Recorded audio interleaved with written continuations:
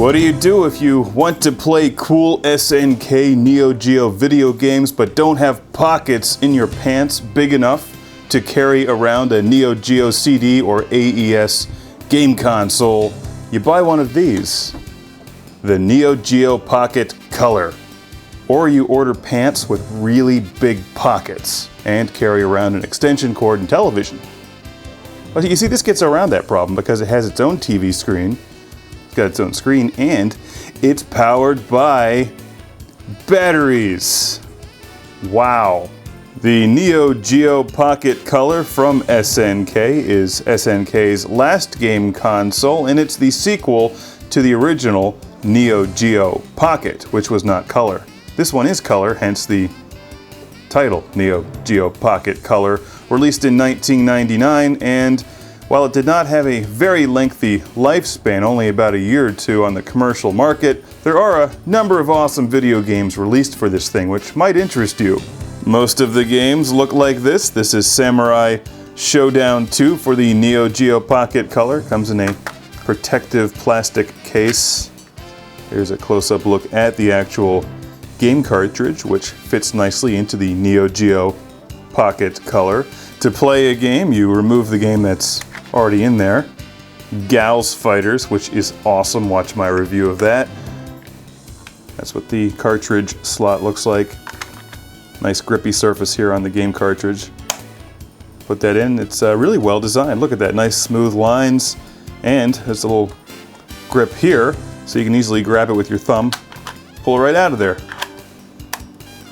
Simple, but very effective. I like the styling on the Neo Geo Pocket. It's really nothing fancy, but it fits your hands nicely. Unlike most handheld game consoles, the Neo Geo Pocket has a thumbstick instead of a D-pad, but it's not an analog thumbstick. It does make little clicking noises, much like the controllers for the Neo Geo CD.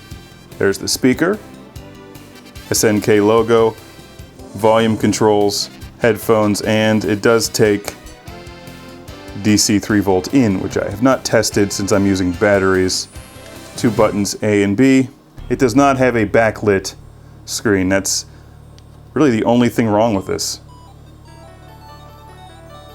Looks nice as long as you have enough light to see it.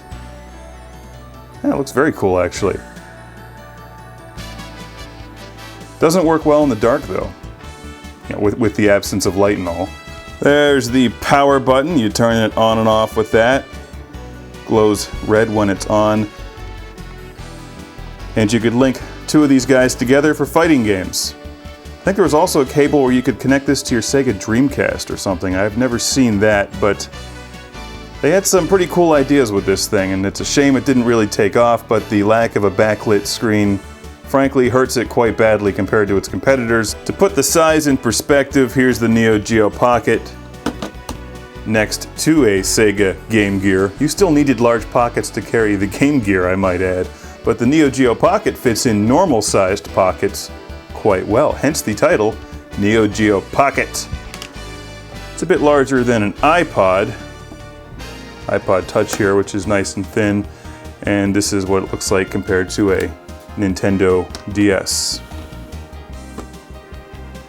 Need a lot of pockets to carry all of these things. The styling is surprisingly nice as well. Like many of the actual game pads for game consoles, your fingers tuck into it, making it comfortable to hold and play games.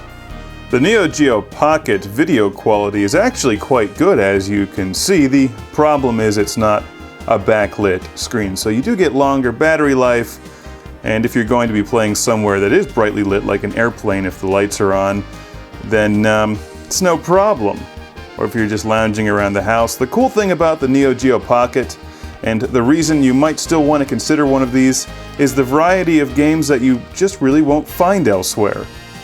For instance, I'm not familiar with Gals Fighters on any other game console. Hey there. Oh, damn!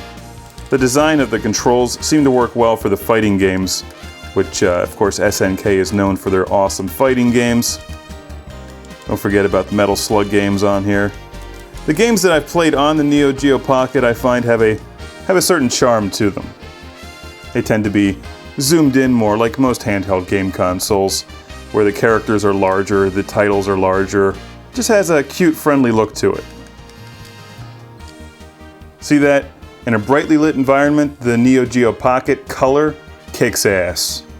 While there's not as many games available for the NeoGeo Pocket as there are for the Game Gear or the Nintendo Game Boy or DS, you'll find some cool titles on there, and the games themselves will not cost you very much money on eBay. In fact, they're extremely affordable, which is nice.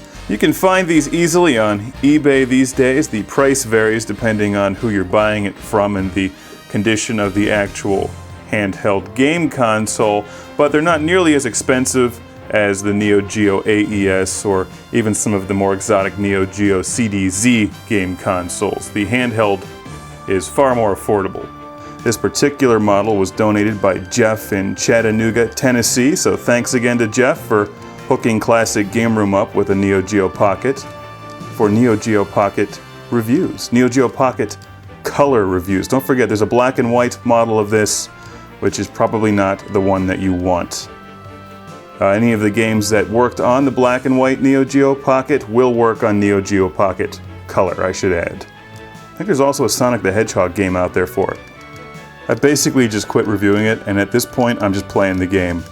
That's pretty much the mark of a nice handheld game console. If I don't even want to talk about it anymore and just play with it, then it's got to be good.